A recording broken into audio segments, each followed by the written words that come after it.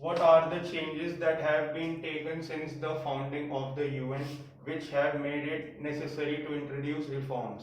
यहाँ पर हम उन परिस्थितियों के बारे में बात करेंगे जिसकी वजह से ऐसा लगता है कि यूएन में कुछ परिवर्तनों की आवश्यकता है।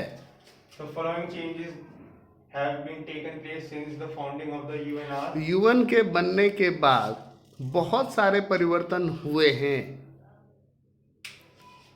disintegration of the Soviet Union, सबसे पहला यूएसएसआर का विघटन, United state of Soviet Republic का विघटन, जो कि 1991 में हुआ और उसके बाद उसके परिणाम स्वरूप बहुत सारे देश उससे टूट करके अलग हो गए। the US has become the strongest power. जब आपको पता है कि इससे पहले दो ध्रुवीय विश्व था, पावर के दो दो सेंटर हुआ करते थे, कैपिटलिस्टिक अमेरिका और सोशलिस्टिक रशिया, लेकिन जब रशिया टूट गया तो ऐसी परिस्थिति में पूरे विश्व में सिर्फ एक ही महत्वपूर्ण और प्रभुत्वशाली शक्ति रह गई और वो क्या था? America. Cooperation between Russia and USA.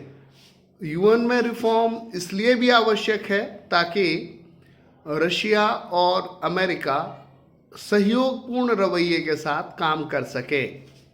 China emerges as a great power. आज के डेट में आप सबों को पता है कि चीन एक उभरती हुई शक्ति के रूप में विकसित हो रहा है। एशिया में इसकी अत्यंत बड़ी भूमिका है और ऐसे में भी यूएन की नीतियों में परिवर्तन संबंधी आवश्यकताएं हैं। India's rapid growth. और अगर एशिया ही की बात अगर हम कर रहे हैं तो आपको पता है कि इंडिया जो है वह भी बहुत तरक्की कर रहा है, बहुत तेजी से तरक्की कर रहा है। Growth of Asian economics.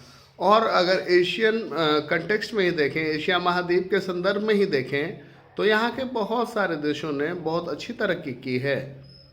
Increase in the membership of UNO to 192. और वर्तमान समय में अगर देखा जाए तो यूएनओ में सदस्यों की संख्या भी जो है वो बढ़ गई है और अब यह पहले से बढ़कर के 192 हो गई, 192 हो गई है। New challenges such as genocide, civil war, ethnic conflict. और अभी यूएन के सामने या समूचे विश्व के परिप्रेक्ष्य में अगर कहा जाए तो बहुत सारी समस्याएं आ खड़ी हुई हैं, जैसे जिनोसाइड, एक खास किस्म के जात इथनिसिटी को मारा जाना, सिविल वॉर जिसे कि गृह युद्ध कहते हैं, और इथनिक कन्फ्लिक्ट, जनजातीय या नृजातीय जो संघर्ष हैं। To make functioning of the UN better. और यूएन के जो रिफॉर्म्स होंगे वो क्या करेंगे? यूएन की फंक्शनिंग को बेहतर बनाएंगे। Thank you.